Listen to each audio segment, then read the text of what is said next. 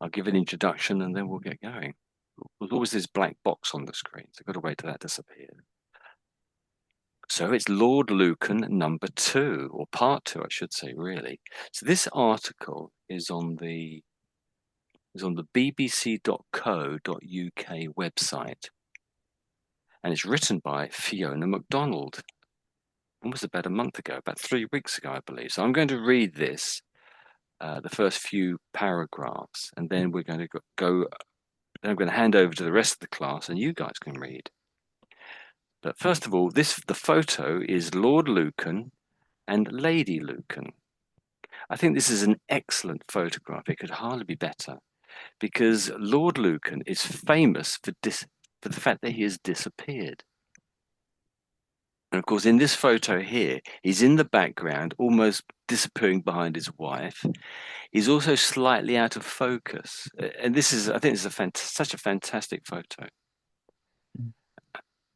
And of course, we still have Lady Lucan with us, of course. I believe she's still alive. No, she died. Oh, did she? Thank you for that. Yeah. So when did she die? About 2 or 3 years ago.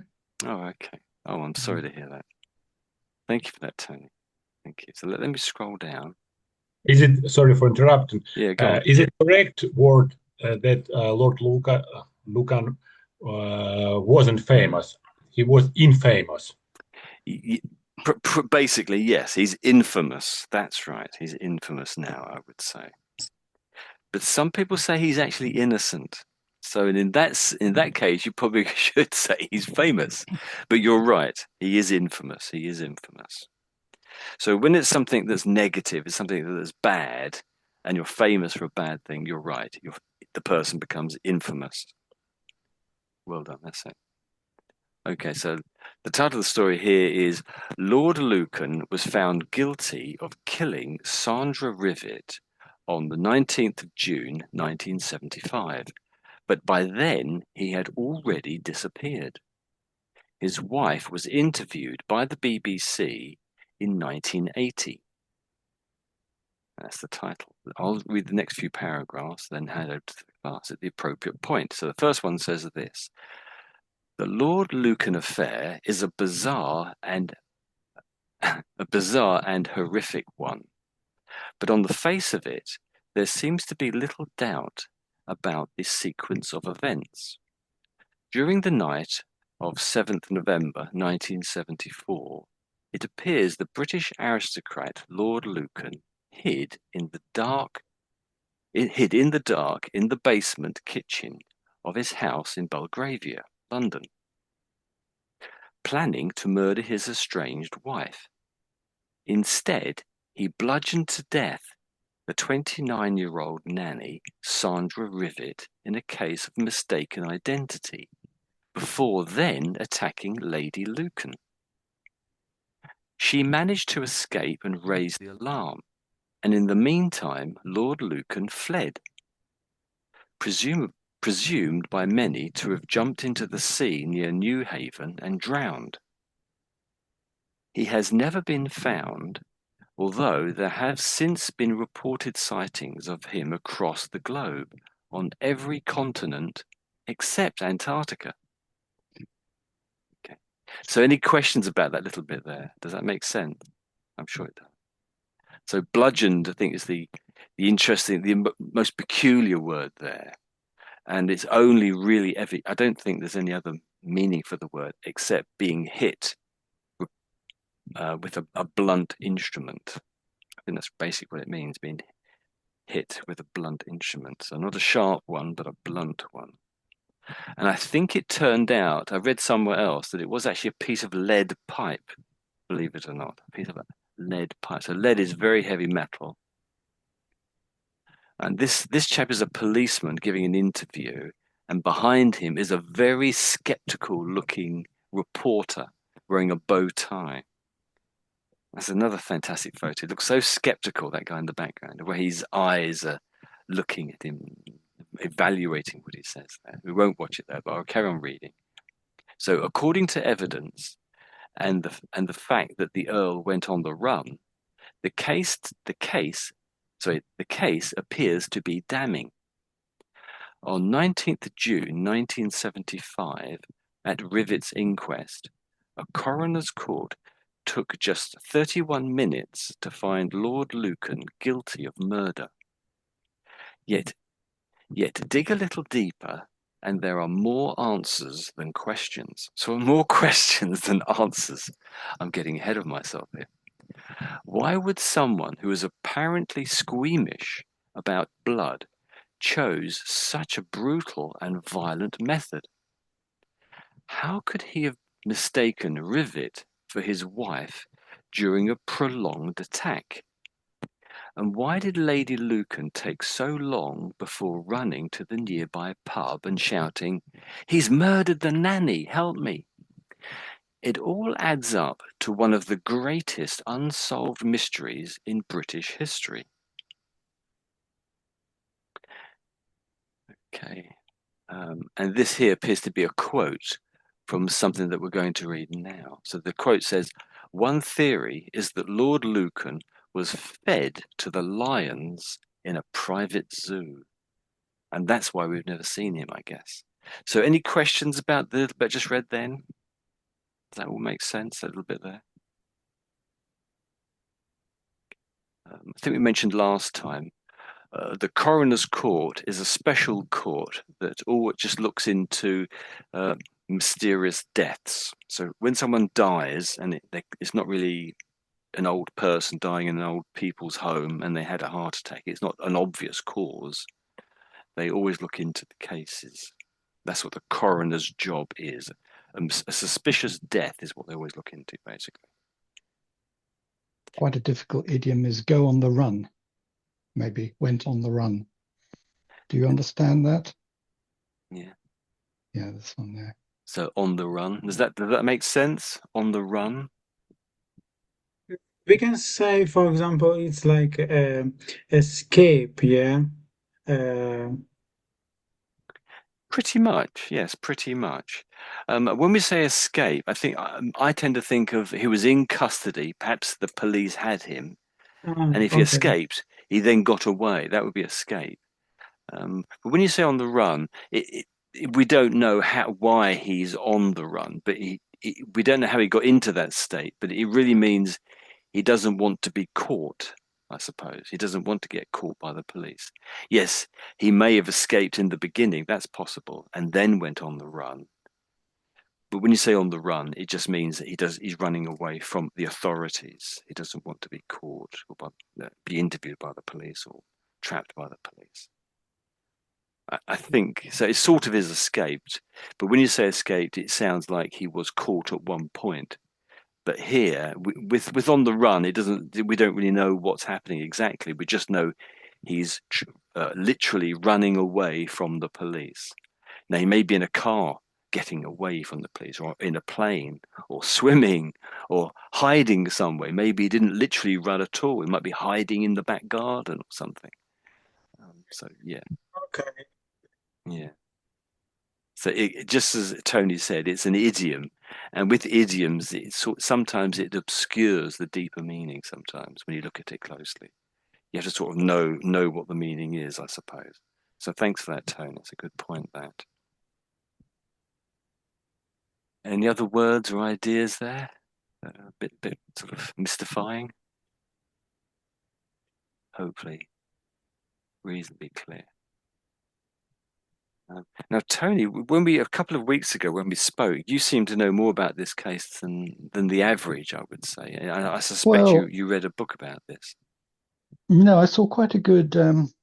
documentary about Sandra Rivette, the nanny, and I saw a different documentary about her son, who tried to find Lord Lucan, and he went all the way to Australia and was convinced that some poor old man with Alzheimer's, I think, was Lord Lucan, but he was just, a sick old man. Um, so yeah, but if you go to YouTube, there are lots of, you'll find lots of documentaries about Lord Lucan. So it might be interesting after you finish this session. Go there. Yeah, to go there and see what you can find. But and spend the next 3 hours looking at them. yeah, yeah.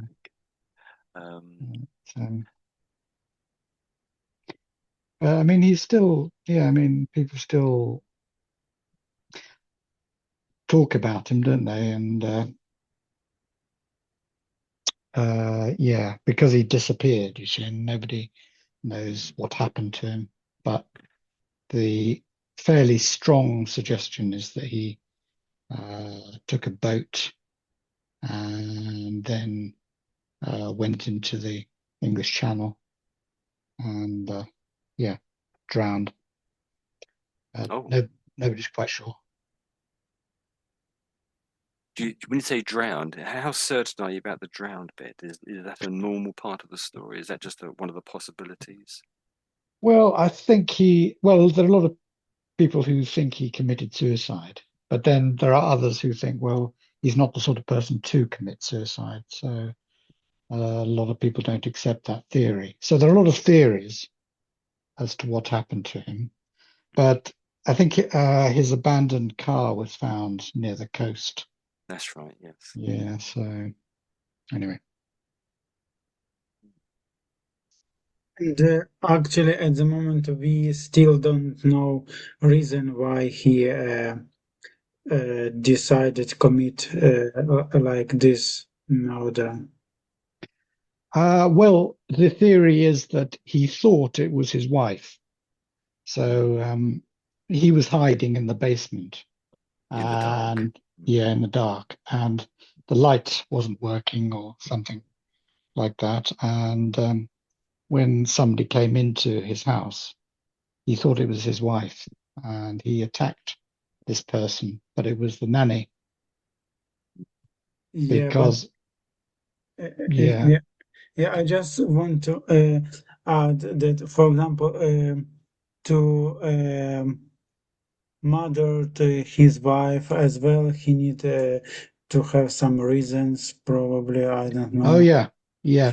I think the reason was that he was very fond of his children. He had, I think, maybe he had a son and a daughter, and he was scared that his wife would have custody. Do you understand that? Would have custody because they were divorcing, and he didn't want his wife to have custody of his children. Custody, Uh, no, actually, I don't understand. Custody. So when you Yeah. divorce, one of the parents usually takes the children. Yeah, Right? okay. So to have custody of the children, it means they Like will. look after Yeah, divorce. Yes. Yeah, yeah, okay, that's right. okay, I Yeah, got yeah. it. Mm. And it means that she would have to have money, his money, yeah, because she like, That's right. yeah, That's right. okay, Yeah, yeah, that's okay, right. I Yeah, got it. I got it. Yeah, yeah, okay. But it's also been said that he was actually going bankrupt. So Yeah. if you go bankrupt, it means you're not able to pay your debts. So you have more debts than you have money or assets. So I don't know how much money she would have got out of that, if anything. yeah. So that's the word custody there. I eventually spelt it. Okay. So we're going to read from here, I thought, but then I suddenly saw this name here, Alex von Tunzelmann, and I think we read that last time. So maybe I'll read this little bit here, and then we can carry on from there on, maybe. Okay, so I'll read this bit here. Okay, so both Lord and Lady Lucan's stories about what happened that night are questionable, according to the historian Alex von Tunzelmann, presenter of the Lucan Obsession podcast.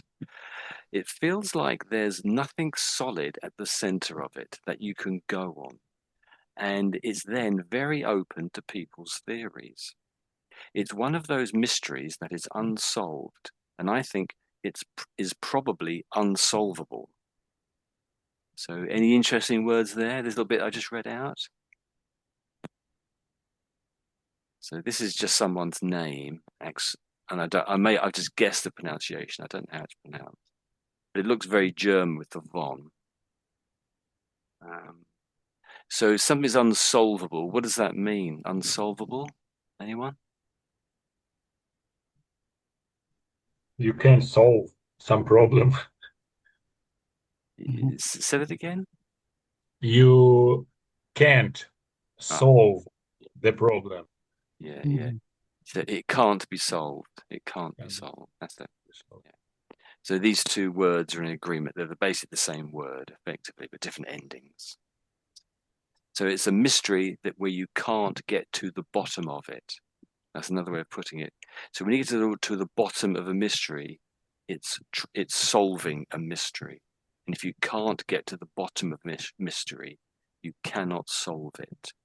So there's no way of answering the mystery in this case. That's what this person thinks anyway. So Michael, I don't think we read this bit first. Oh, there's the word bankruptcy there. So do you fancy reading from here on? It's okay. I read You this, read but that? Okay. yes, So let's read it from there on. Oh, that's right, because we got to hot. We did. So that's right. So we actually started here because I think this is Ruslan read this last time. So Michael, do you want to read this bit on? Because Ruslan read this last time after you left. That's right. So it's over okay, to you. okay. A marriage gone horrible wrong. The public obsession with the case is sustained by ambiguities. Ambiguities. The facts are just enough to make a narrative while leaving hugely tantalizing areas of doubt, suggests the historian Rosemary Hill. If there were a murder trial today, the verdict wouldn't necessarily be a done deal, argues, von Tanzelmann. One of the reasons the case captured the public imagination was that it revealed in graphic detail a marriage gone horribly wrong. This was a hugely dysfunctional relationship. It was really messy, whatever was going on, says von Tanzelmann. The couple had separated by January 1973, with Lord Lucan moving out of the family home into a nearby flat. He fought a bitter but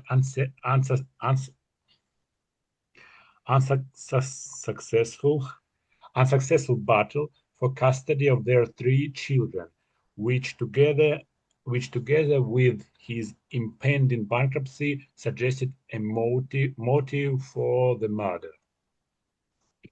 Murder. Murder. Yes. Yeah. Murder. The murder. Murder. Murder. The murder. Very good. Brilliant. So Tony, any comments there? If you noticed anything? No, is that clear to everyone? Very good.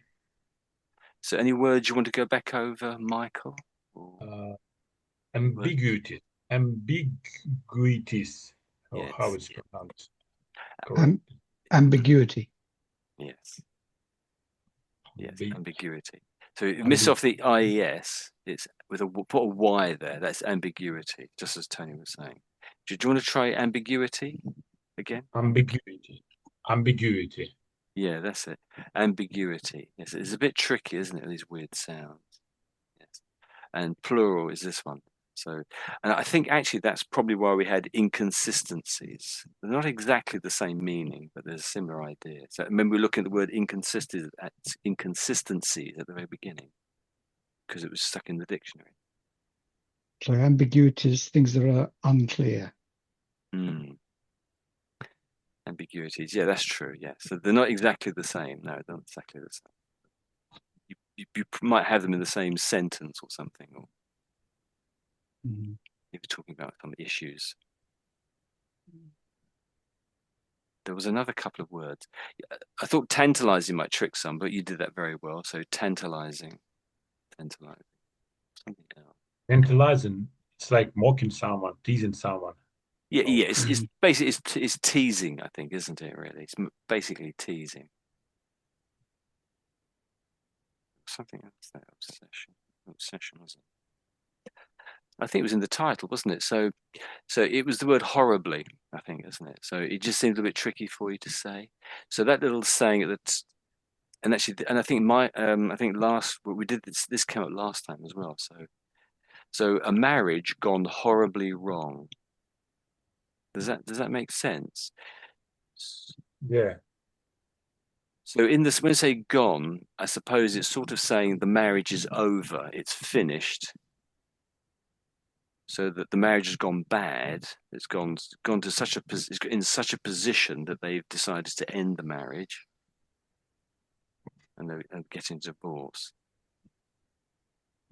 But a lot of things can go horribly wrong. You know, your bank balance can go horribly wrong. Something can go horribly wrong. So this phrase does get used quite a bit, I think, in other situations. So it's past tense.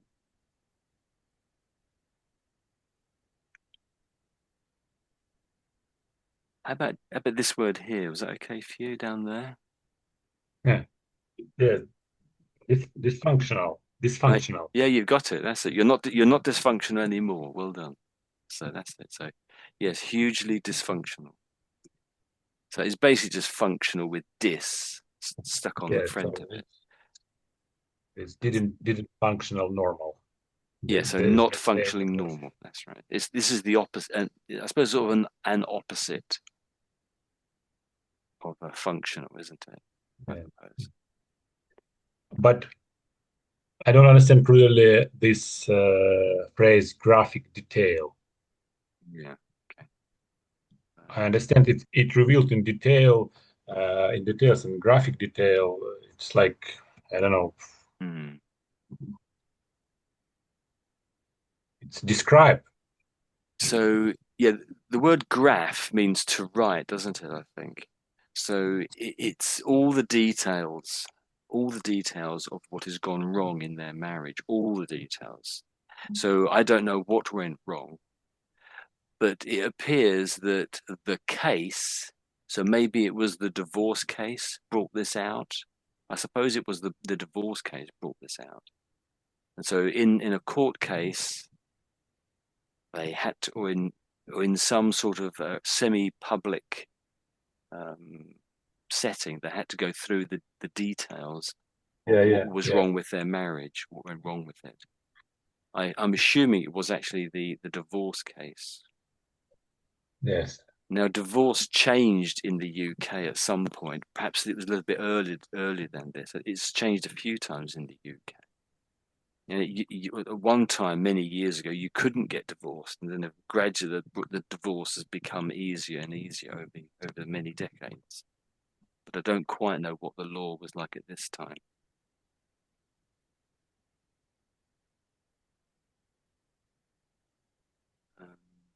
I think there was a couple of words you were saying in here, and it was just a little bit quiet when you said it. It might be that the microphone was a bit far from your mouth, but I think there was an if somewhere, and it just sort of disappeared a little bit. I think it was actually this if up here, actually. Often, I think the word if, especially at the beginning of a sentence, needs a certain amount of emphasis.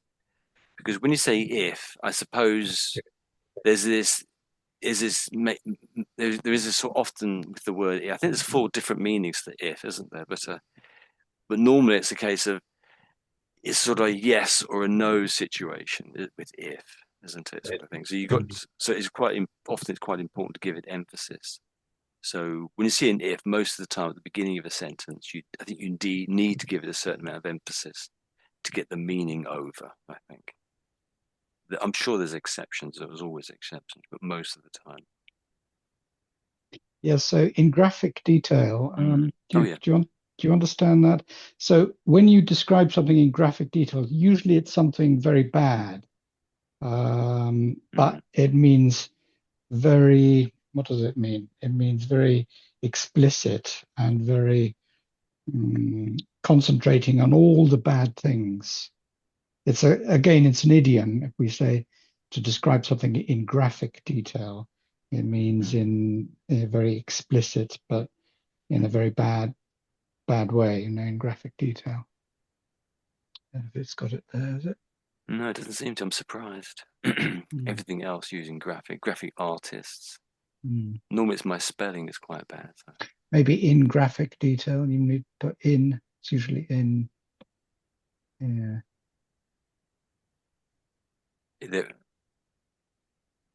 Strange. I can see it here, but Well, that's great detail. It does mean great, but oh, it sorry, means Yeah, I find it's very clear and full of details, especially about something unpleasant, yeah, yeah. that's right. Yeah, like Just another meaning yeah.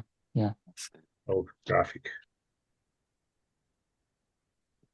It's sort of the details some people would rather you didn't go into those details, I suppose. Yeah, that was good. Thank you. I can't really see anything else there.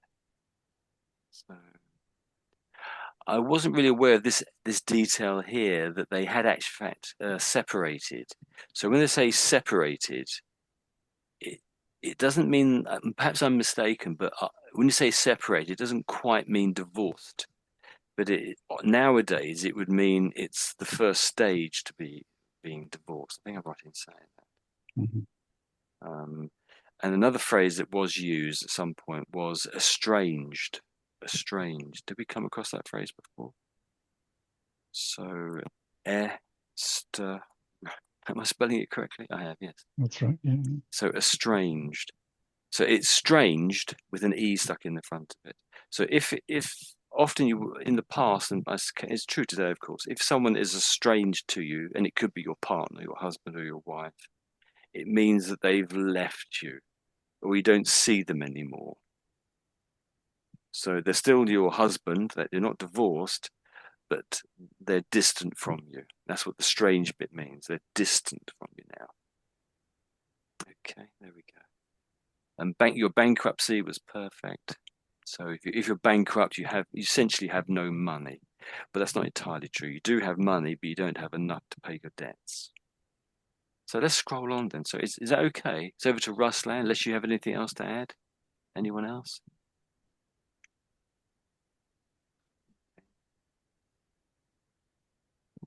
And I think this is the 1980s interview. Maybe we'll play this at the end if there's time. So Ruslan, do you fancy reading this? Yeah, okay. That bit there, okay. There is another side to the story. Though Veronica had suffered from mental health problems throughout her life. And a few years after her husband's disappearance, their children were removed from her care. My husband is still alive, and I have no reason to believe otherwise, since his body has not been found. Lady Lucan told the BBC's Newsnight in a remarkable 1980 interview. On the events of November 1974, she said, "For me, it was just a brief incident. I've forgotten. I've recovered from it. It was just a marital thing." She remained estranged from her children until her death in 2017. Yeah. That was fantastic reading, actually. Very good. Very good. Have you practiced that? That was very Not good. really. Not Actually, really. Oh. in this last paragraph, I would say there is no such tricky words how it was above. Oh. You found the words quite easy. That's good. Very good. Yeah. That's very good. And the word estranged is right there, isn't it? So It's estranged. strange. Yeah, So you actually mentioned it like yes, 5 minutes ago. yeah, that's it. Yeah, Yeah, it's about that's. when people in a marriage, yeah, but they did not, but they Mm, don't live together anymore, hmm and they, yeah, they But they're not separate. divorced. Yeah, that's it. Yeah, officially they are not divorced. Yeah, it can be like on a process. Yeah, Mm. That might. I suppose it if it's might be. estranged, I suppose it does tend to make you think that they're not going to get divorced. It might Oh. be he or she ran away and they haven't bothered getting divorced. Perhaps it does Mm. happen occasionally. But it's not. But here it's her. It's the lady, and she's estranged, but it's not her husband, and it's her that's being estranged from her children. Oh. So she's saying Mm. here she hadn't had any real contact with her children. That's what it's saying. So this is that's, uh, Mm. until I just read it, then I was totally unaware of that. So that's interesting. Bit disturbing. So any comments at all, Tony, about this? Or I don't think so. Um, hmm. yeah. So, I mean, I think the the interest in this case for a lot of people is that there are so many different sides to the story. Hmm. So she had mental problems, Hmm. mental health problems. He was a drunkard and a gambler, Hmm. and And a wealthy lord. and a wealthy lord. You know, there's the whole class Hmm. thing. It was intriguing for a lot of people. Um, yeah. So, And uh, the inconsistencies or the peculiarities of this story. mm, Um, we just a little while ago we saw there was a little title there about saying something about what did it say? One theory is that Lord Lucan was fed to the lions in a private zoo. Well, where does that oh, come from?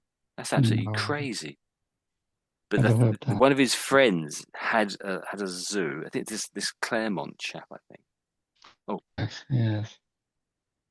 so so so he was meant to be a member of the Claremont set, Well, the and Claremont yeah, was a go on. club, wasn't it? It Mm, was a. yes. I think it still exists. Where Mm. Indeed, a casino. It says here. Yeah, that's yeah, it. yeah, Yes. where people went to gamble Hmm. because he enjoyed gambling and losing his money. Um, but yes, yeah. Who was it who had a lion? What's his name now? Forgot. This chap here. Oh yeah, John Aspinall. Yeah, yeah, that's right. Yeah. Um, And so he had I think he also owned the casino, I think. So it's interesting. So he a. owned the casino where Lord Lucan had lost his money, it would appear, or lost some of his money, if not large portions of Mhm. it. And then there's this story about the Lucan being fed to Aspinall's lion. So this is absolutely crazy. But I think he's meant to have, I don't know now. So he shot himself in the club, did he? I don't know. And then, yeah, asked his friend And they to. didn't have enough food for the lion. So, oh, look, there's some meat here. We can feed that. Yeah, it's just nuts, isn't it? It's a crazy Yeah, story. it is nuts. Yeah. What does Lady Lucan say in the interview? Maybe we can listen Well, to it. perhaps we'll come back to the end. Is that okay? Yeah, yeah, yeah. So, Okay. well, just for the moment, we'll carry on with this. If that's okay. Is there any words here that was interesting to you, Ruslan? So we looked at estranged. Mm. Um, Is maybe, yeah. yeah, okay. It was So a marital, yeah, marital, Marital. that's yeah, that's it, basically. Yeah, marital. That's it. So marital. it's to do with marriage. So anything to do Um, with marriage, you could say it's marital. It's marital. so, But it's a strange quote that she's saying it's just a marital thing. It's a marital thing. hmm. So someone gets murdered, it's a marital thing. That's okay. I don't know. But then again, perhaps if someone, if well, if you go through all these very difficult experiences, it probably will affect you mentally. I would have thought, definitely. Mhm. Okay, it's like for example, when she said it was just a marital things, probably she meant Yeah. just leave me alone with my problem, yeah, and Yeah. don't ask me like these personal things, no? I get the impression that maybe Lord Lucan had regularly assaulted her, beaten her up, Mm. and she's saying, "Well, this was just another incident." Is Mm. that what you understand, Tony? I don't know. It's a bit That's it. strange, yeah. November 1974. That's when Sandra Mm. Rivette was killed, presumably, Yeah. and she was also assaulted. And she's saying, "Well, I can't remember it," which seems very unlikely, doesn't it? Mm. It was just a marital thing, so it was just a normal example of his behavior, his violence. Mm. Yeah. Actually, I'm not aware, but I guess in back in olden day, Mm. it was like probably common when couple have like this incident when husband can could insult his wife, or it's not really someone knows about these things. I'm not an expert in it. Yes, I think there was a period when it was more normal for this sort of thing to happen, and for it to be ignored and thought to be just run of the mill. So when I say run of the mill, that just means normal. So in other words, Run yeah, of the violence mill. in a Okay. marriage could be thought of just being normal. It happens. So that might be what she's saying there. But when you think that someone died in that same incident, and she just says it was a marital thing, so you, it does sound like, oh, it was a regular marital thing. That might be the implication, but she's not. She didn't say it was a regular marital thing, or regularly happened to, I should say. Mhm. Interesting.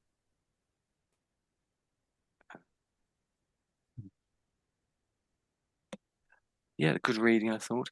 There was a couple of words I thought to pick out. I think one was the word body, body. But probably I said body. I tend to Yeah, say like body.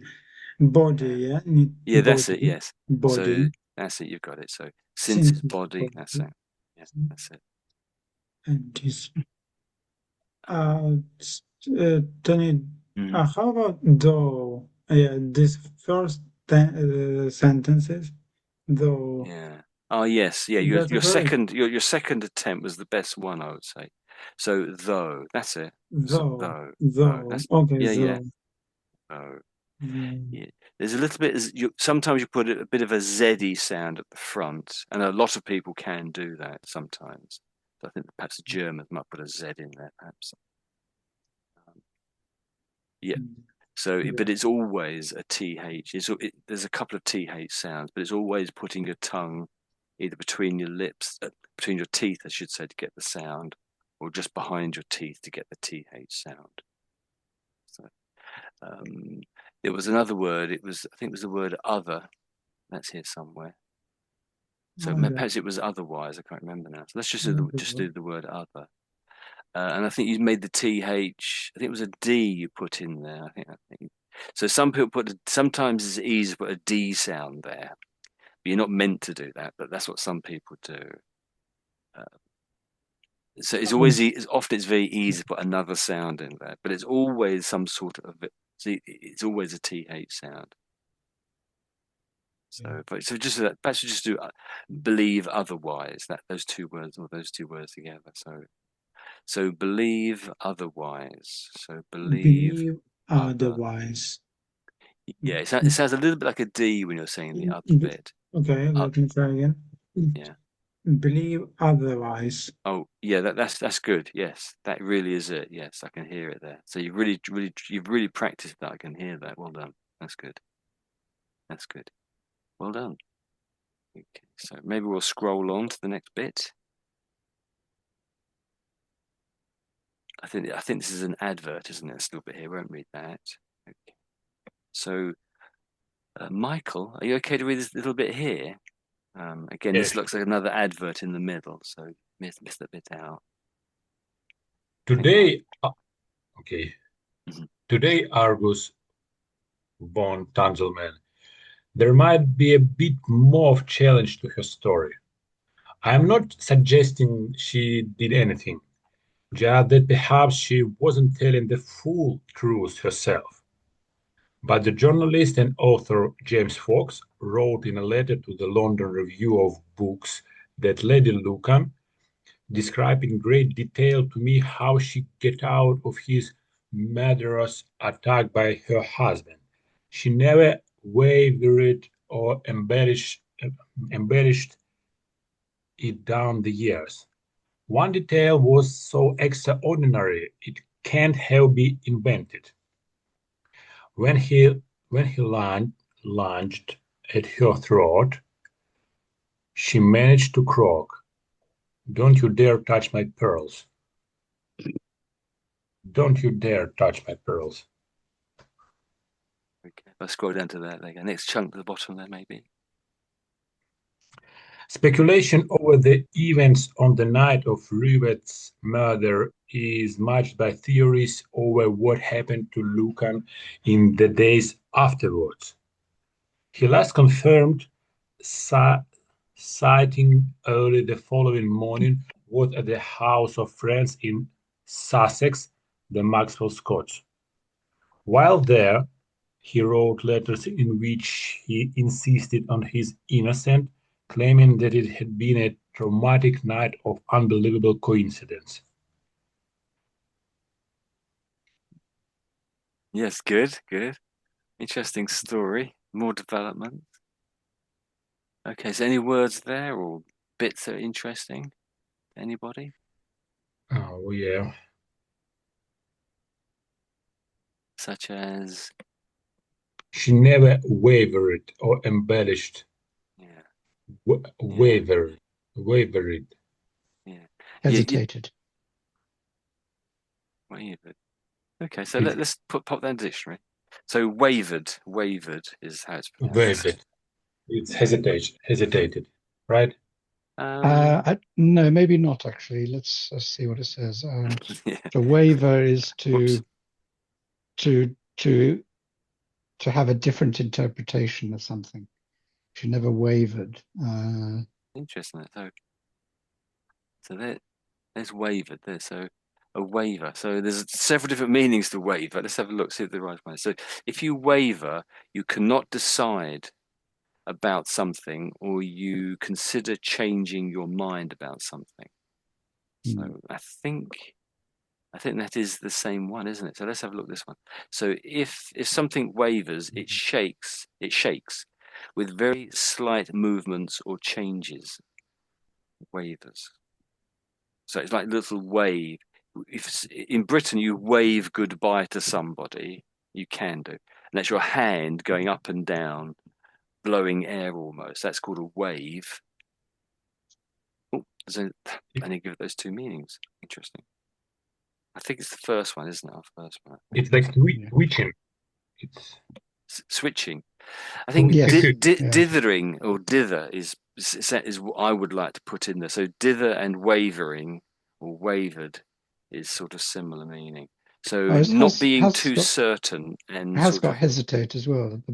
that's To true. yeah, Yes, it to does say waver. hesitate. Yeah. So I suppose it. Hmm, yeah, perhaps it's both. Then let's take both. Wavered. So is another waiver with an I about there, and it means to be allowed to do something when others can't do something. If you have a waiver, I have a waiver that allows me to, Tony.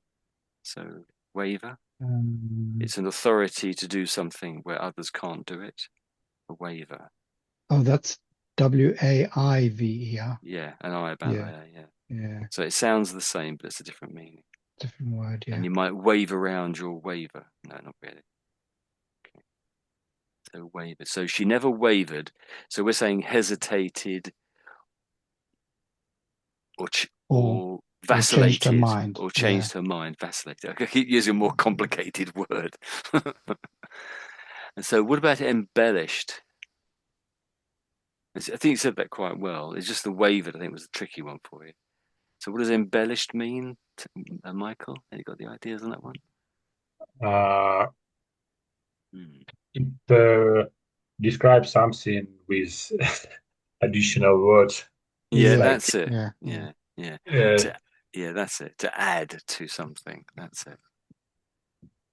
So it's to add something to make more of the thing, of the story, or it may be a food, maybe some sort of a dish you're making, and you might embellish it with something else. You add some more to this little dish that you're cooking, this meal that you're cooking. You might embellish a dish as well as words. So yeah, that's it. Adding. Um, um, I think you read this really as two separate words, sort of glued together. So, and I do say that sometimes. I think and that's a bit naughty. So I think you said extraordinary, but most of the time, this it's normally said as extraordinary, extraordinary, extraordinary. extraordinary. Yeah, that's Extraordinary. it. That's it. Yes, you've got it. Yeah. So it does look like. So I guess we sort of it gets split up differently when the syllables get split up differently when it's put as this one word here. So perhaps a long time ago it was two words that over time have got glued together, you might say. But I'm probably talking rubbish there. I know. What about lunged? Is that an interesting word? Maybe related with blanched. with say again with lung? Did you say? Blanched. When he Launched. Oh, as you might launch a spacecraft or something, or launch something. no blanched, or maybe I spell incorrect this. Uh, When hit with To blanched. yeah, to lunge at somebody is to hmm, attack them, really, isn't it? yeah. To attack or To leap, to move towards somebody, to attack. yeah, Yeah. So yeah. he lunged at me, grabbed me violently. It's the movement towards someone to attack. So if you lunge in a particular direction, it doesn't have to be attack though. So if you lunge in a particular direction, you move in that direction suddenly and clumsily. That's interesting. So no attack, but Mm, most of the time I hear about it that someone gets attacked after a lunge. But you might lunge for the ball in a game or something, that's in a football or something. Not that there's any football going on at the moment. So they dive, bound. So if you bound, that's a large jump, bound, or a large step, possibly. It's also a noun here too, it says. mm, mm. You learn something every day. Okay. So that's quite and a strange thing to say. Don't touch my pearls. So what does that mean there? That bit there, don't dare touch my pearl. What does that mean? I think it's about maybe your, I don't know, on the neck Yeah, some Yeah. yeah, yeah. I guess he had green, I guess green with pearls. he had no money. He had no money, so maybe Ah, she thought he's going to steal my pearls and sell yeah, them yeah. and make Jewelry, yeah. So if we go back to the very first picture, if I can manage that. Oh, she isn't wearing any pearls. I had vague memories she's wearing pearls, but no. There's a crease in her collar. Let's get back to where we were. Should I be able to find it again? So,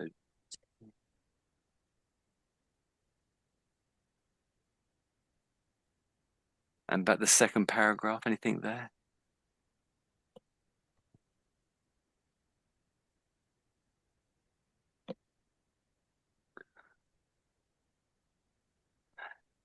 I think with this word here, I think you sort of made the first E you give too much emphasis to the first E, I would say. So I think it says something like events, but it tends to be more said as events, something like that. So speculation over the events on the night of Rivette's murder. Events. Yeah, Rivette's. Yeah, I keep saying the name wrong. Rivette's. And maybe, I think you said innocent. I think you said innocent, but it's innocence. So minor detail, just the ending.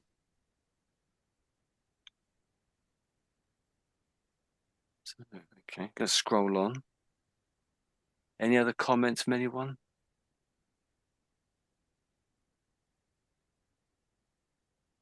Okay, I'll think about it. Just looking.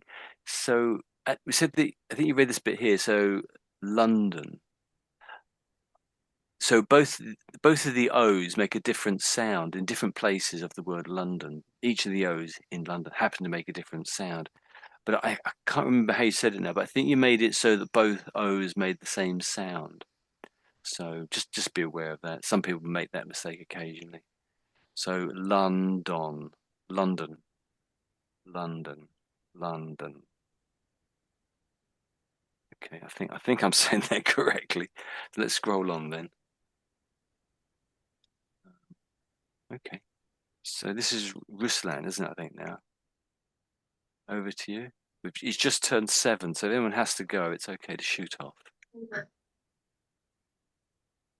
Yeah, can you say again?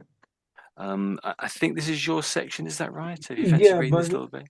yeah, Okay. from in the letters. Yeah. Yes, yeah, that bit there Oh, may be fantastic. Yeah, that bit yeah. there. Okay. In the letters, he told friends that he had happened to walk past his former home and stopped an intruder. Uh, so he would run inside to help his wife, arguing that Lady Lucan would accuse him of the attack. He said he had decided to lie doggo for a while. His borrowed fort, his borrowed Fort Corsia was discovered abandoned at New Haven on the south coast 3 days later. Blood matching that of Rivet and Lady Lucan was found on the unholstery and a lead pipe of the same kind of the murder weapon was hidden in the boot. Okay. Hmm, that's Yeah, but interesting. actually, Yeah. after this reading, I would say that yeah, he drew to the Mm, to the New Haven mm, coast, yeah, and mm, probably he took a boat mm. to yeah to be on a run. Oh, yeah, on the run. Yes, To very be on good. a run, Yeah. yeah. Ah, Because we have evidence, yeah, like it yeah. says, it said. Is there too much evidence? It's all very obvious. I think a lead pipe is almost comically obvious. But maybe back in the 70s, this was normal to have a piece of lead pipe lying around and to use as a murder weapon. Very strange. But just say of the same kind. So was there blood on the lead pipe? It sounds almost as if it wasn't on the pipe. The way they're talking. Interesting. So any comments, anyone? Tony or anyone? Any other comments? Very strange. It's a bit lie doggo for a while is a bit old-fashioned. I don't think we use that expression anymore, do we? And I think it was a phrase that you would hear the upper classes use and no one else. Yes. So it's of a certain level These of days, I society. think we would say lie low. Yes, exactly. Yes, lie low for a while. In other words, stay in hiding for a little while. Stay in hiding. So I guess with doggo, it's lying. A dog would lie down, perhaps in front when it's resting. So that's the implication, I guess. Rest up somewhere. Yes, thank you, Tony.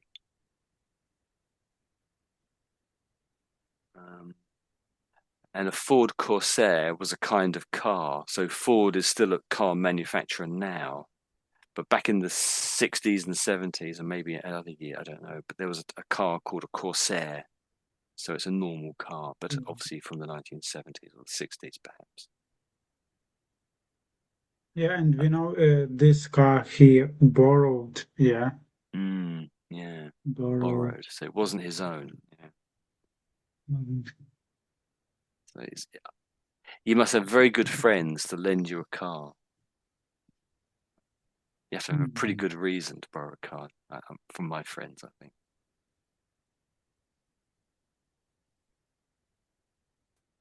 So I think, am I right in thinking there's a couple of words here? So it was. So these couple of words here is a little bit tricky, I notice, I think.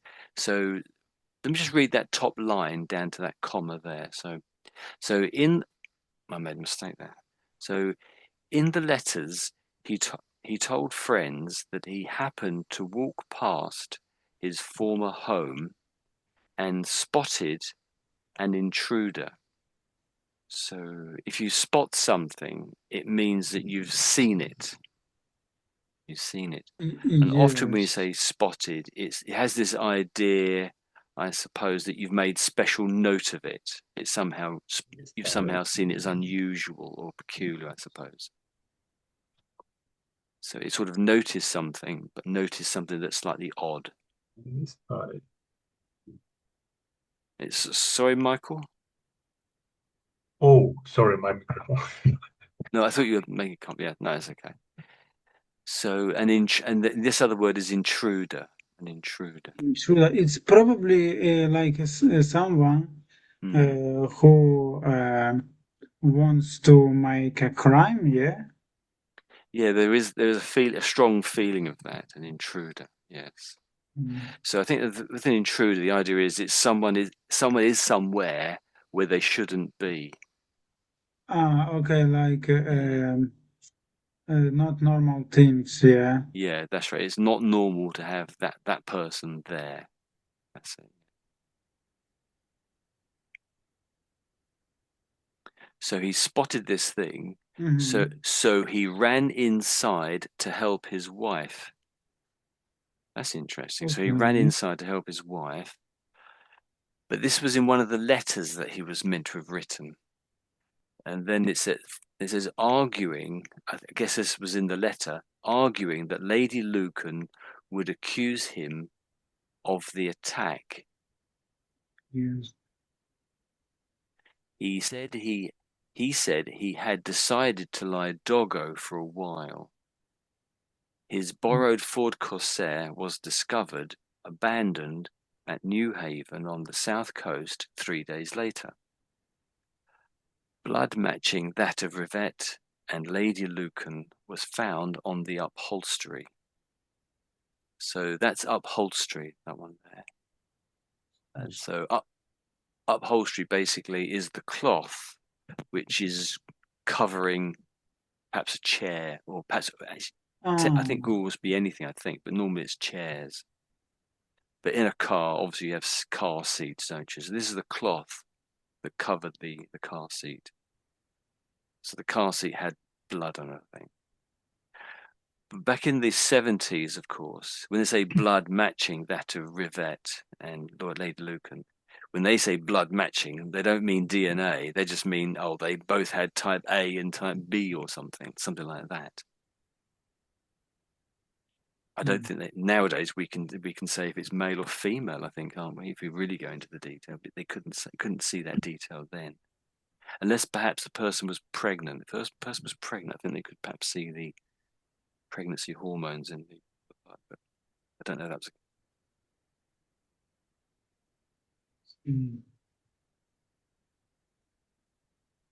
So, any comments about that? Any other comments? Otherwise, over to Michael for the last section. So, Michael, do you want to read the last section? Yeah. There you go. Protected by his wealthy friends. Some believe that Lucan's circle of wealthy friends had closed ranks to protect him. Sussex police detective Derek Wilkinson told the BBC, "I feel that someone else brought the car down and left it there. I think it was a red herring." With suggestions that the claimant said might have shielded Lord Lucan, and an image emerged in the press of what the Daily Express described as a tightly knit circle with a Masonic-style bond. Or bond. Yeah. You know, that's pretty good, yes. So Masonic style bond. Yeah, that's it. That's good. Yeah. So what are the what might be a Masonic bond, do you think, or Masonic style bond? There are many, not to think, many suggestions that there are wealthy people or people with superpower create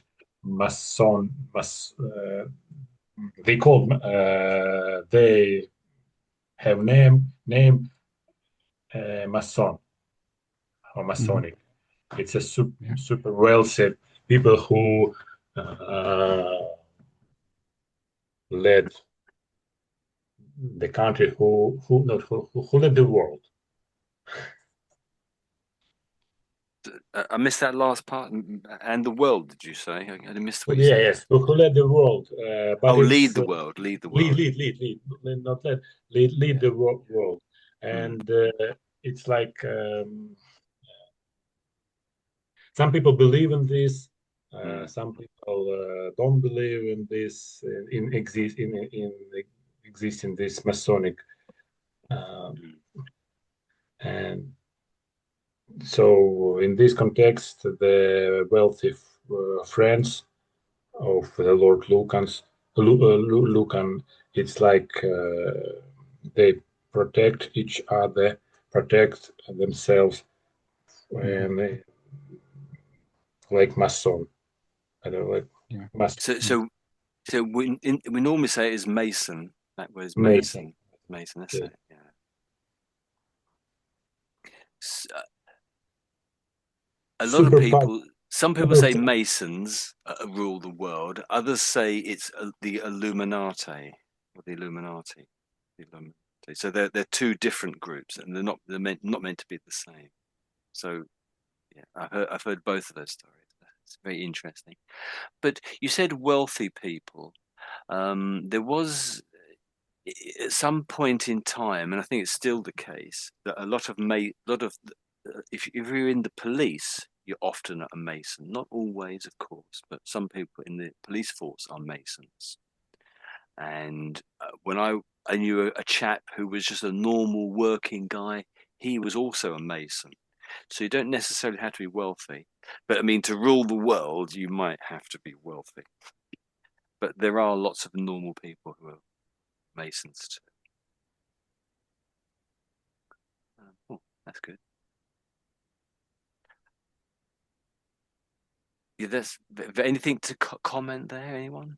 Any other comments?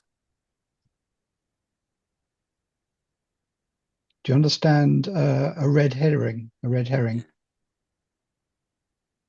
No. Uh-huh. So one of the policemen said that, didn't they? Like a red flag. No, no, not quite.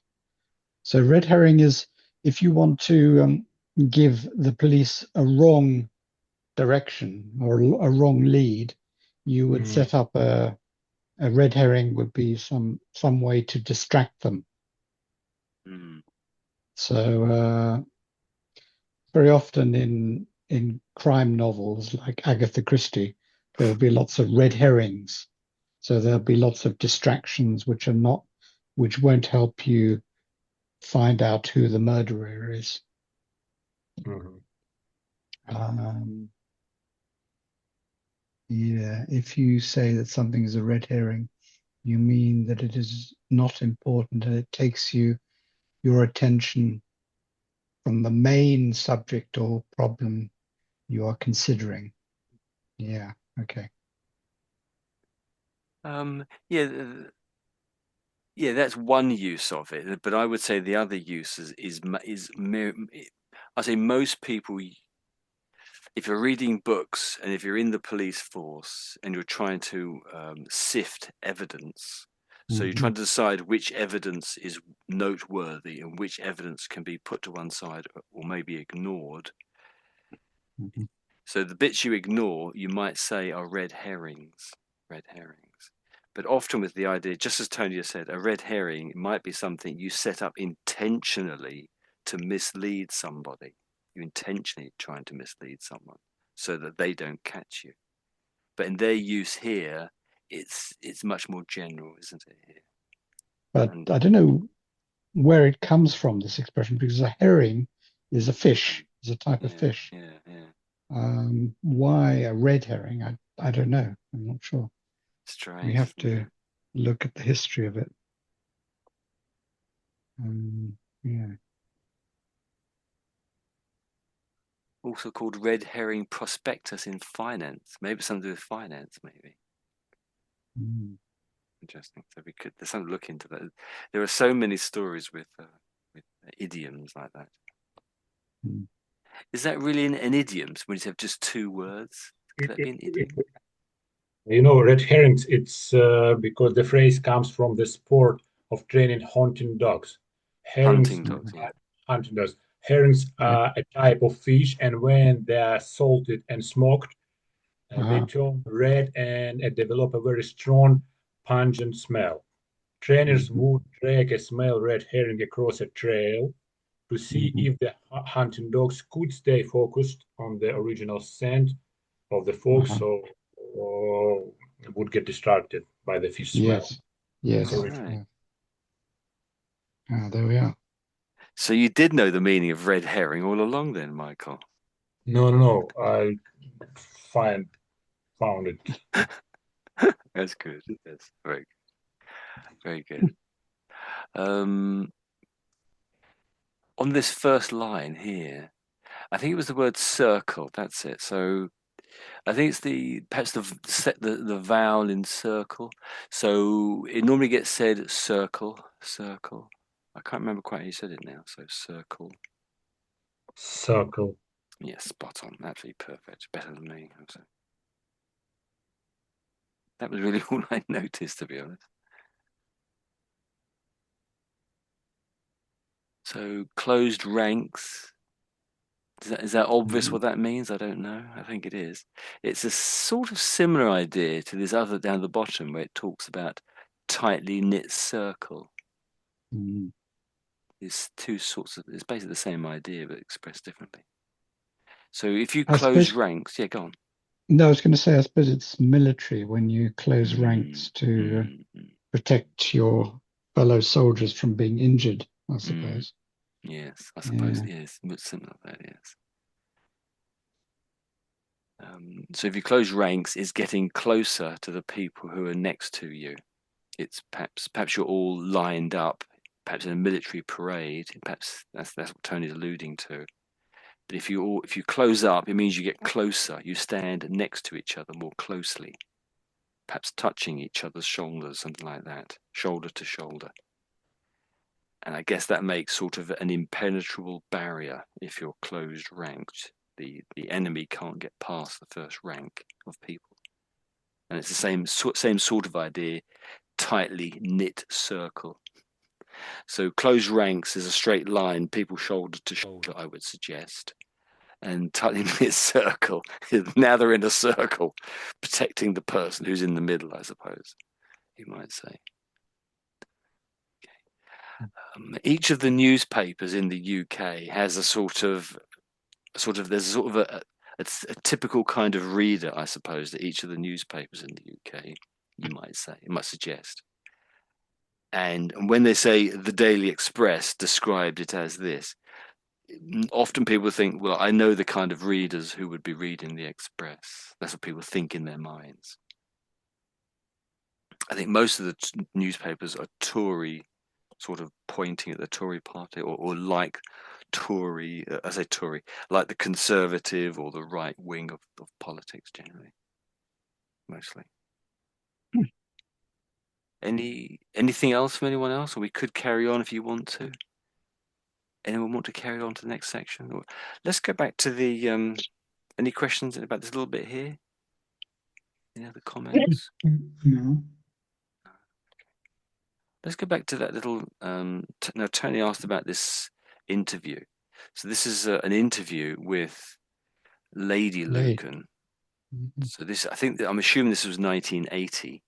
So this is approximately 5 years after the incident. Oh.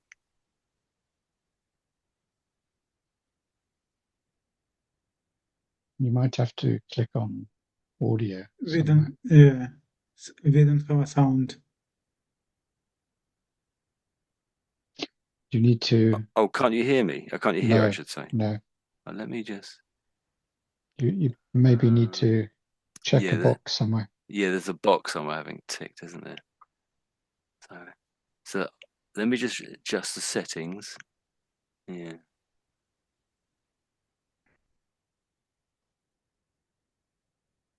Can you hear? No, I think you should allow to just share. a brief incident for Can me you hear? Personally. Can you hear now? Yes. Oh, you can. As far as I'm concerned, here we go. My husband is still alive, and I have no reason to believe otherwise, since his body has not been found. I mean, if he walks through the door, you would be glad to see him, despite all that's happened? Yes, I would be glad to see him. That, in the face of it, is extraordinary, Lady Lucan, because it was accepted at the coroner's court that, of course, he killed the nanny, and that he struck you. Why then? How then can you want to see him again?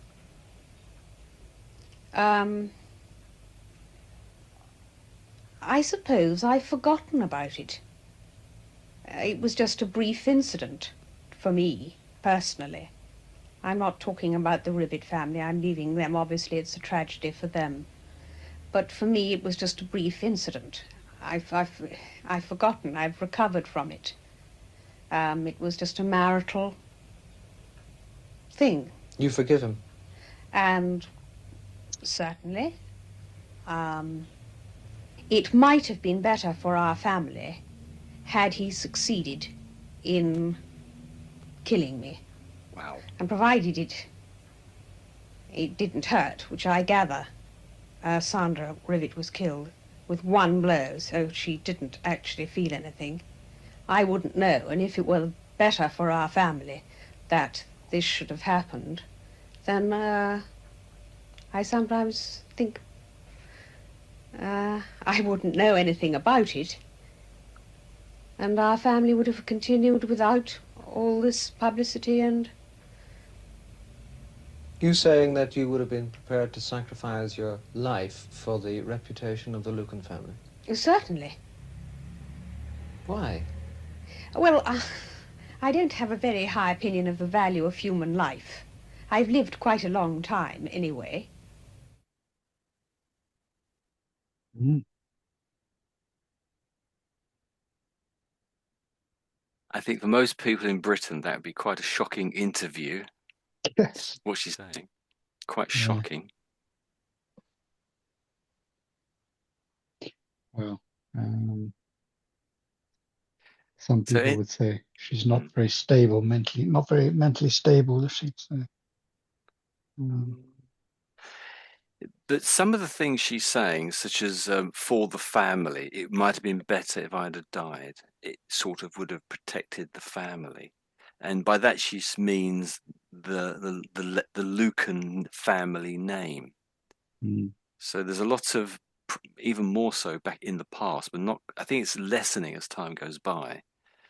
In the past, people, especially these families of an aristocratic family, Mm. would be very protective of the family name. So that really means protective of what people think of them, what they think of the family. Is this family name respected? Is it well respected? And having a murderer, and for some Kind of. reason, she thinks it would be more respectful if she'd have died. And I don't quite see how that could be, but But I didn't catch yeah, go on. how she could protect it, the family names name, if the Lucan killed her instead of Nene. How would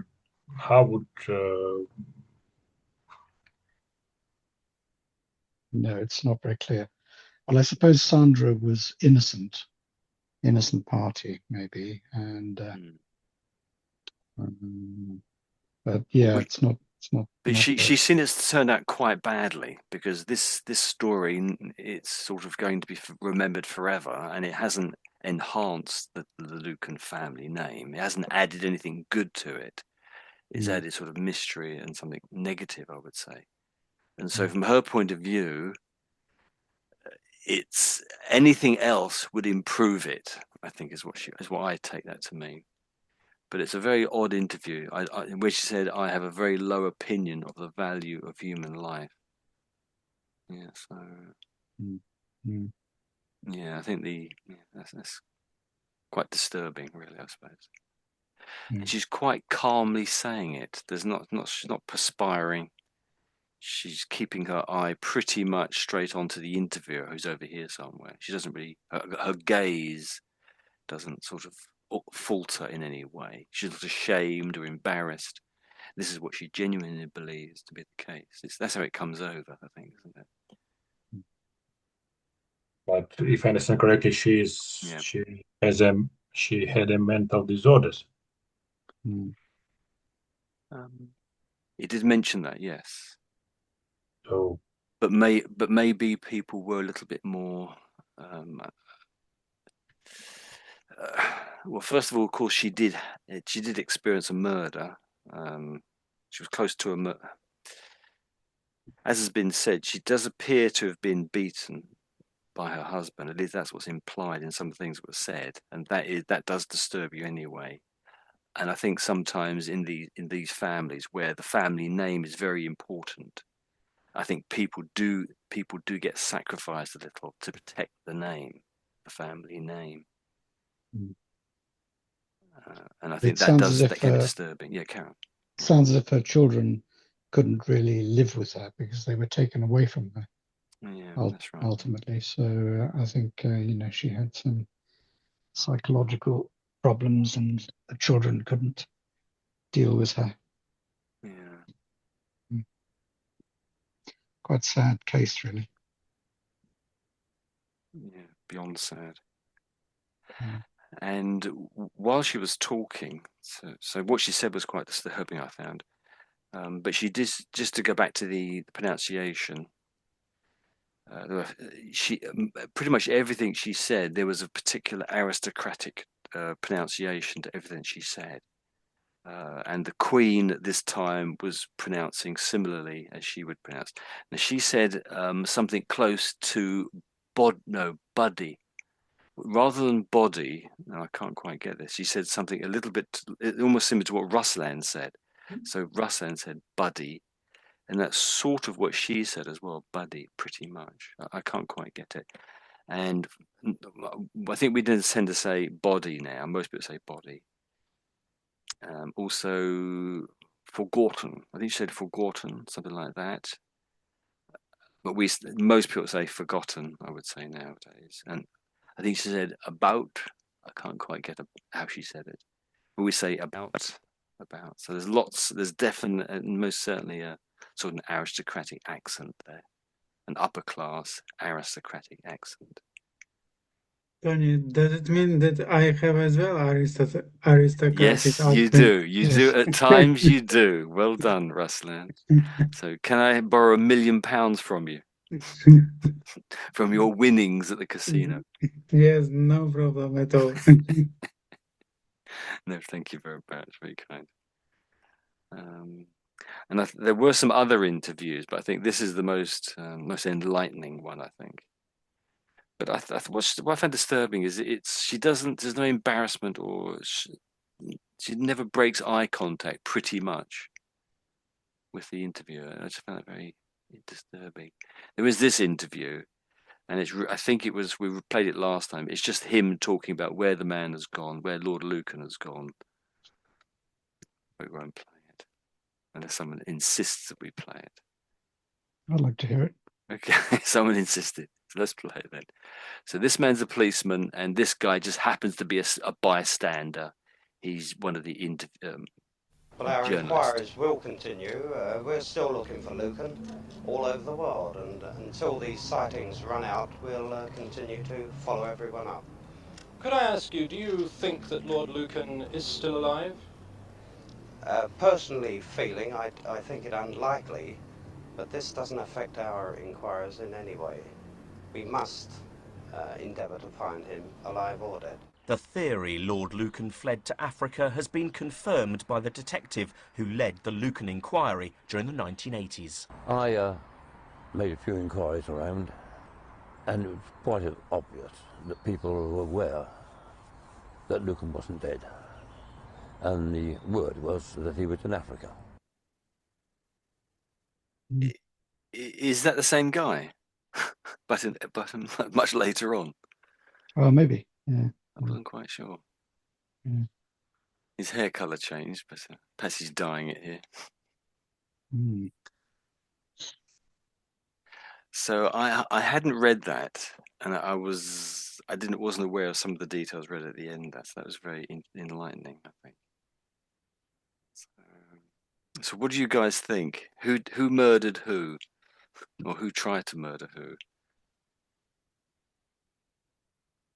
Anyone? Actually, we know that the Lord Lucan disappear, yeah, and it tells us that I will say like 90% that he committed this murder. Yeah, I think like this. Mm.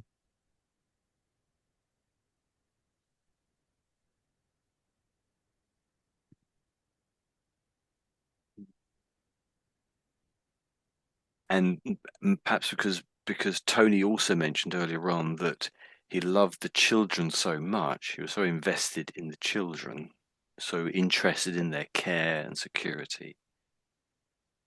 Yeah. And he overdid it, and that's why he killed his wife. Well, tried to kill his wife, but killed the wrong person. But how come if he killed one person, why didn't he just kill the other person? Oh, I've killed the wrong person. Let's kill the person I really meant to kill. Any idea? Why was that? He just changed his mind at the last minute because she said, "Don't touch my pearls. Don't touch my pearls." So pearls being jewelry.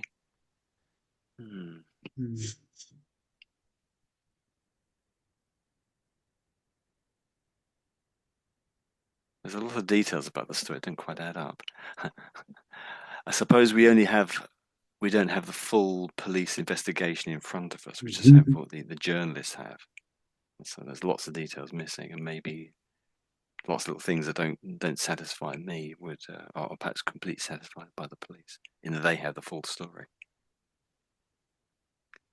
I feel like he as well had some disorder because, it's not actually the normal way to decide like this problem in a marriage. I don't know. It's So that again, what was in a yeah, marriage? Sorry, yeah. It's actually he wanted to protect his child from his wife. Yeah, but uh, to my mind, it is not a good way just protect children by mm. killing his wife. It's first, and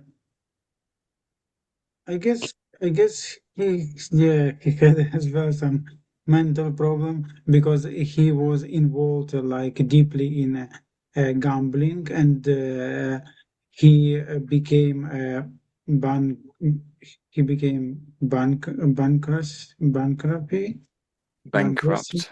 Yeah, bankrupt. He became bankrupt, and yeah. probably it's like.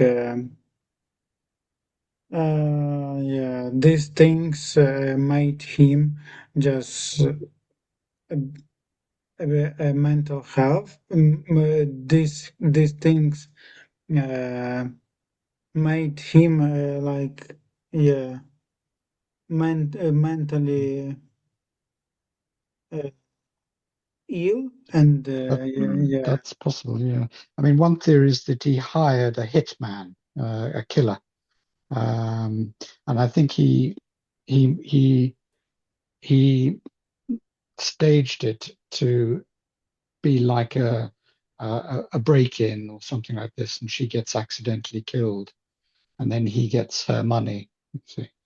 So one theory is that somebody else was involved um, in the murder of Rivette, but I think that's unlikely because he Lady Lucan must have known it was her husband who was assaulting her. I would have thought.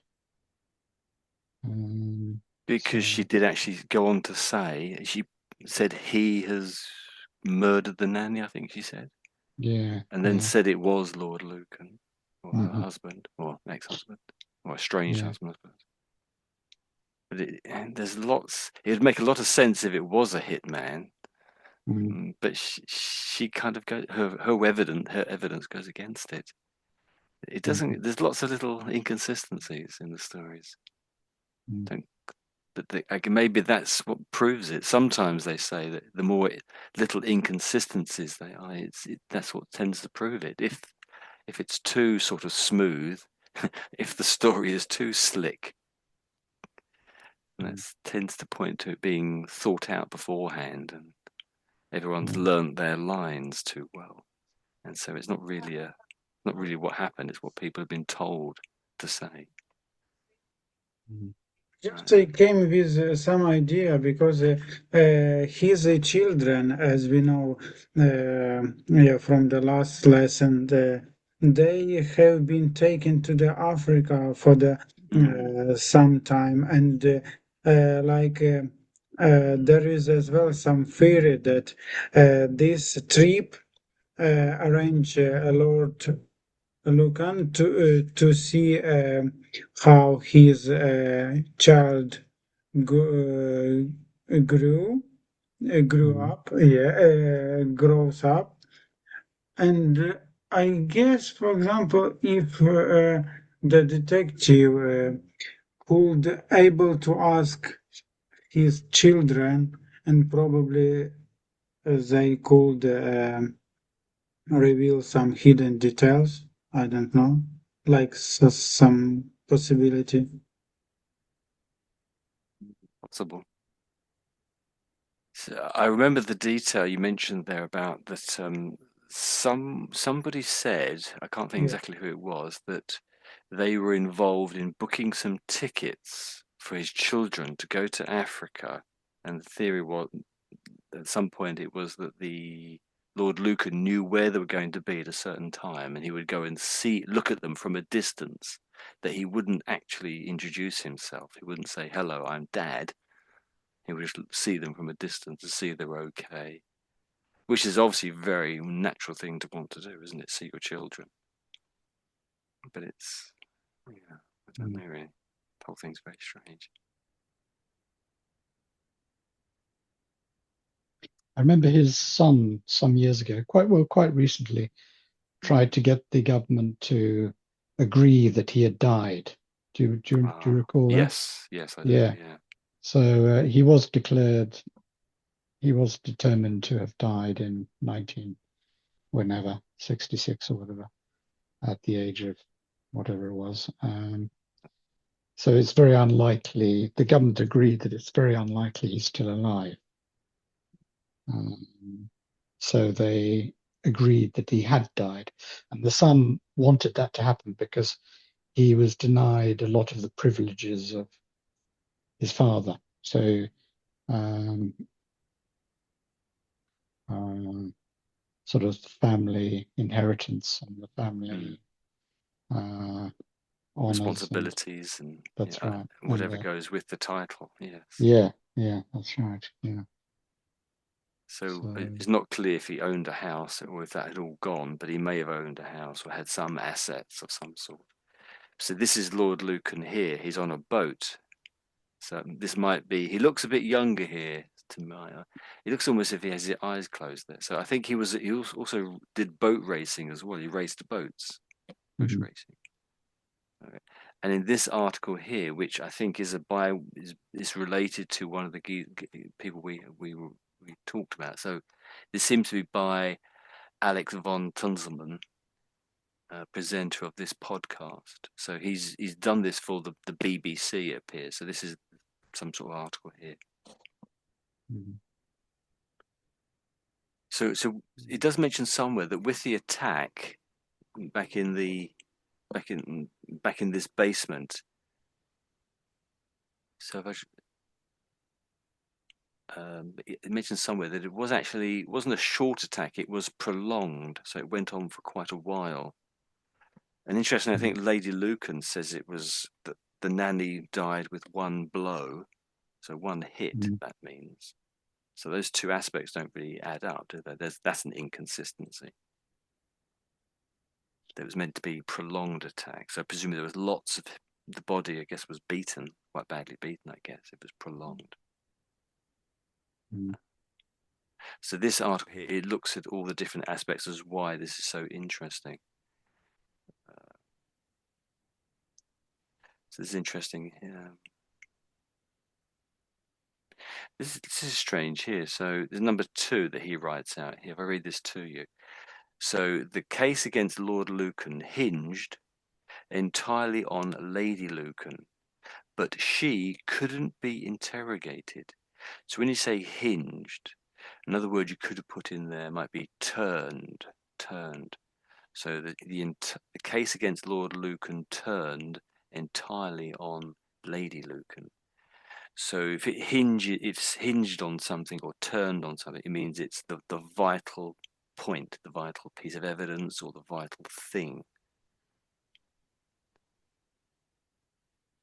the vital detail, perhaps. So if I read the whole thing, so Lady Lucan was the only available adult witness who had been in the house during the murder and assault. Yet the coroner, who is basically a kind of a judge who investigates suspicious deaths, as I say, so yet the coroner wouldn't allow her to be questioned outside the very narrow rules. Outside the very narrow rules, so I should say. Then it says, for instance, the barrister representing Lord Lucan's family wasn't allowed to ask about her history of mental health issues or her attitude towards her husband. So some very basic things couldn't be spoken about. He didn't allow it in the court case. But the court case only lasted 31 minutes, so it's not a proper full-on court case. There's another photo of her here.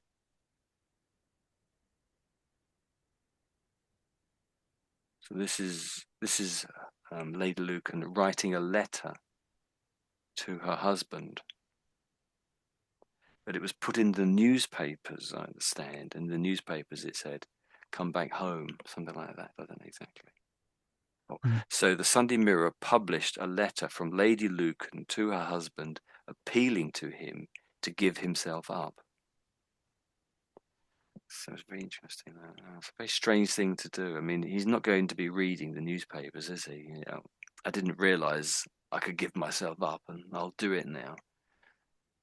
It's more for the readers of the newspaper, I think, that letter, isn't it? It's not really for the...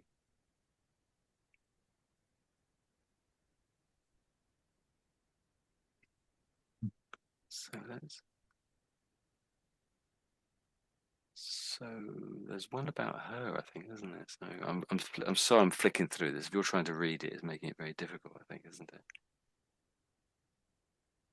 So if you have to go, that's okay. It's actually 7:45 now, I think, in London. Is that right? Yeah, 7:45, yes. So let me just read this last couple to you then.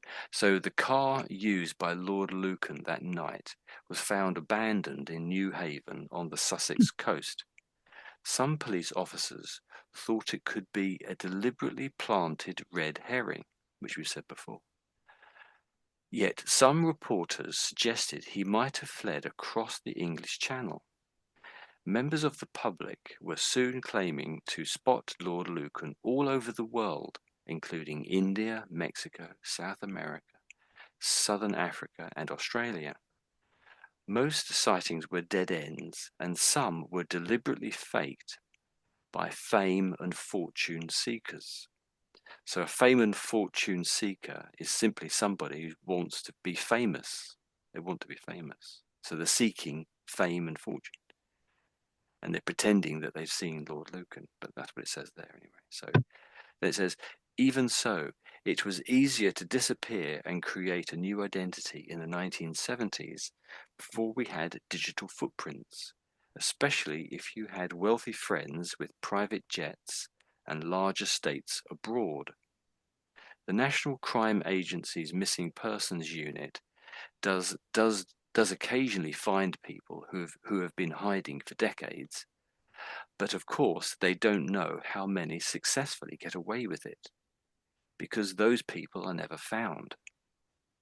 So it does say large estates, so that just means large properties, owning large chunks of land somewhere.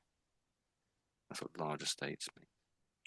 And the last one says, so Lord Lucan was declared dead in 1999. A death certificate was issued for him in 2016, so that's 17 years later, after he was declared dead, I should say. And remember, this all happened about 1975, 1974, I think it was. So a long time before that. So if he were still alive today, he would be nearly 90, or in fact 91, I think. Some of those close to the case believe Lord Lucan probably took his own life days after his disappearance, perhaps by throwing himself into the English Channel near the abandoned car. Yet many of his friends and family, including Lady Lucan, continue to think he is still alive. Lucan's late brother, Hugh Bingham, is alleged to have told journalists that he died in Africa in 2004. We may never know the full truth unless someone out there does. Yeah, so we probably are getting bits of the truth, but it's which bits do we ignore and which bits are true. So some bits are red herrings and some bits are true. So we spent quite a bit of time on this. So any comments about this at all? A little bit I've just read out here. For me, it looks like first what you read, it's like a bit more prepared plan, and it was created deliberately, you know, like yeah, because there is some sequences of things which happened, and yeah, like it looks like they count, yeah, everything in advance. And that last one, yeah, it looks like a true, because he was like, as I said before, probably with some mental health, and he did not realize what actually he committed, yeah, and he probably kills himself, and be, yeah, like this, yeah, as here mentioned, yeah. Unless, yeah, that we don't know the answer, yeah. Mhm. If someone comes and tells something else, probably it help, yeah. But I guess it's actually a lot of time. It was ago, yeah, and probably no one can tell something. Yeah. It's very hard to say, isn't it? Yeah, we don't, Yeah. in a sense, we Yeah. don't have quite all the evidence. But his brother, is it right? Hugh Bingham, him stating quite definitely Africa 2004. And why Africa? A lot of Brits have a connection to Africa, in that Britain had an empire many years ago, and that quite a bit of it was in Africa. So Kenya, maybe, and other places. I don't know exactly where. Sort of South Africa, I guess, and Rhodesia. It would have been Rhodesia then, and similar places. Tanganyika. Yeah, I have a question. Yeah. I have a question. Uh, were there any cases where lords or closest Mm. ranks were accused of murder and sentenced or imprisoned? Were there any cases in Great Britain, in England? I can't think of any. Tony, let's ask AI. Because it's if this case have never been so. Which lords rebelled against King John? It's like when president or prime minister who, for example, led the country, and you can't imprison them. So Well, I maybe said murder.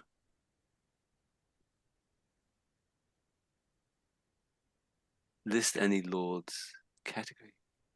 Oh, here, there we go. Almost immediately. Thank you, AI. Oh, what happened? Oh, here we go. So it comes up with politicians are the first ones. They can be lords as well. So if you're a lord, it used to be back in these days. If you were a lord, you had the right to go. You were in part. You could go to Parliament, basically, in the House of Lords. So it seems to be listing them here. So yeah, so there's quite a list. So yeah, Jonathan Aitken. He didn't do murder. I think it was sort of some sort of. Perhaps I shouldn't accuse them of what they haven't done, but these are the guys who it appears to be a list here. That's quite a long list. Yeah, there is one or two. It appears. yes, but when Yeah, they did real yeah. it's hard crime like murder, because if it was some types of frauds or money frauds, uh, Doesn't count. it's yeah, because It's of a lower level. Yeah. if Okay. you kill someone, you would definitely go to the prison, and Yeah. Yeah. for Yeah. True. in best way it's 10 or 15 years, or Yeah. if maybe more. Well, just while we're on it here, so there's one chap here called John Stonehouse. So he was a Labour MP. So I don't think he was a lord or anything, but he did something very similar, I think, and it appears to be 1974. He disappeared and he left his clothes on the beach as if he'd gone for a swim in the sea, but it hadn't come back. So it appeared to all looking on as if he'd just drowned at sea. But that hadn't happened at all. He just left his clothes there, made it look as if he'd drowned, and then he tried to have a new life. I think in Australia, I think it was. So this was an MP about the same time. It appears to be the same year, in fact. I didn't realize it was the same year. Okay, so let's go. Perhaps we'll just tap in the word murder. I don't know. Can I search the word murder on this page? How do I do that? Anyone? How do I spell murder?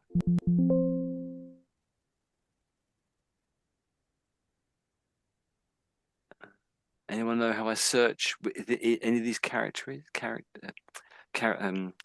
for murder? How do I do that? I just tapped in murder up here and it hasn't found anything. It says it's 0. So it looks like no. It appears to be no. But there was one here, Aitken, in the very top. I don't think Jeffrey Archer, but John Aitken, he definitely went to prison. So, but it wasn't murder. I think it was some sort of fraud, some sort of a lie. I think it was. Yeah, that's right. Perjury. Perjury. That's right. Yes. So he lied in court. That's right. Yes. So beginning his career in journalism, elected to Parliament 74, strangely the same year as this murder, and was a member of cabinet. But it doesn't go into much detail. But yes, he definitely went to prison. And he came out a new man, he said, and he wrote a book about it. And so there is a book about it. Jeffrey Archer was a very famous writer. I don't know if he went to prison or not, but he was a bit of a fantasist. This guy was a fantasist. He's quite a good writer. Again, he wrote. I think he might have gone to prison. So it just look as if quite a few of these may well have gone to prison, but I don't know for certain. So it's interesting, really. There's quite a list there. Definitely some of them went to prison. I don't know if all of them did.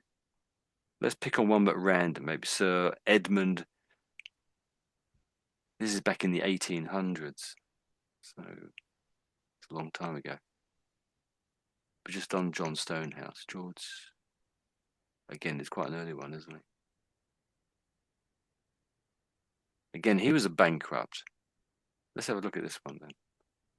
So, I found that the historical privilege where lords had to be tried by the House of Lords rather than standard court.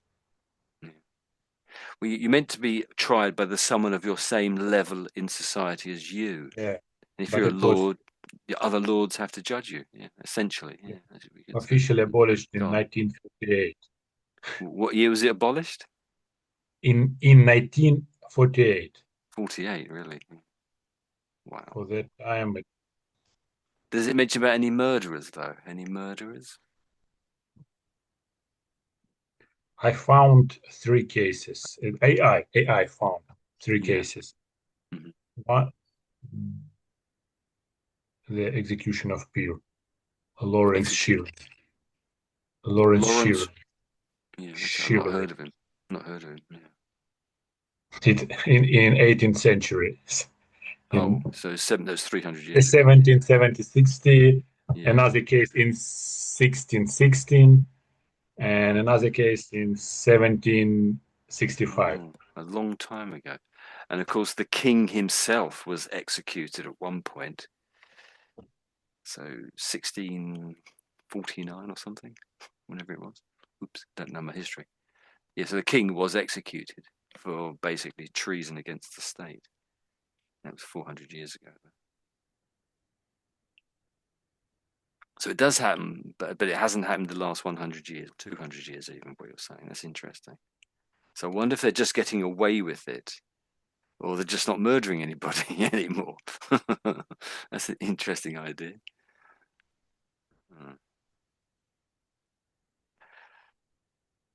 So I thought it was interesting, if we go back to that case again, one of the things was, maybe I said this already, that Aspinall said this business about, or somebody said that they believe that Lord Lucan was fed to a lion that is just so, it's so fanciful. It's sort of ridiculous. There's a strong ridiculous element to it. It's childish, isn't it? So it makes you wonder. Some bits of it seem cleverly thought out. If it is, it is a sort of a red herring. But things like he was fed to the lions, or a lion, it just seems childish, unbelievably childish. So some bits of it seem cleverly thought out, but other bits of it aren't. So yeah, I don't know what I'm saying really, but it doesn't make much sense really, I suppose. So it's 8 o'clock. We should end here really, shouldn't we? So any other comments or any other questions or things to say? Okay, so we'll end on this old photo. Yes? Thank you for listening. Okay. Okay. We'll do something else next week. I don't know what, but thanks for coming, guys. Yeah, thank you a lot. Have a good evening. Bye bye, guys. Same to you guys. Bye-bye. Bye-bye. Bye-bye. Thank you. Thank you. Here's a video for you to watch if you want. Oh, what's that? Daily Mail, new breakthrough. No. Really? No. Yeah, just so you say. You're joking, obviously, so No, I no, guess. it's, No, really? Okay. Oh, no, you can- YouTube. YouTube, yeah. Okay, so I Yeah. clicked on it.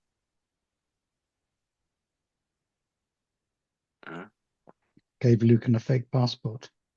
How do I get rid of it? His brother, is it? Don't know. Don't know.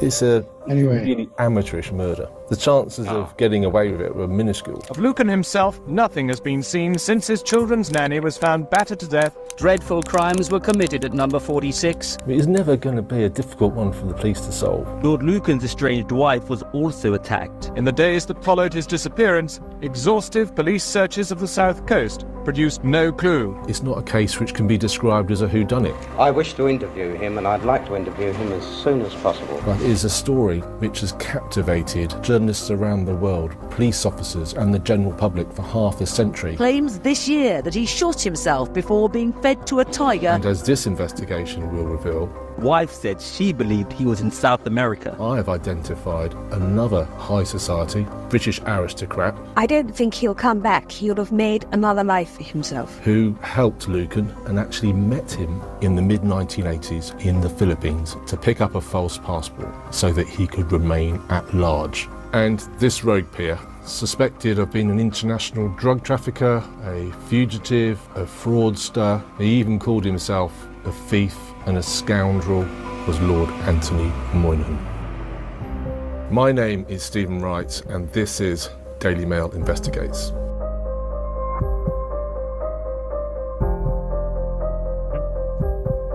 This appalling murder is frequently referred to as the Lucan murder. So it's half an hour long, I say. Which is disrespectful. I'm quite happy I'll to leave watch you to it. enjoy that then, Tony. Yes. Well, thanks very much for coming, Tony. Thanks. Okay. See you then. See you then. Bye-bye. Bye. Bye. I feel to the victim of his crime, and that is the nanny, Sandra Rivet, a mother of two, aged 29, whose life was ended in the most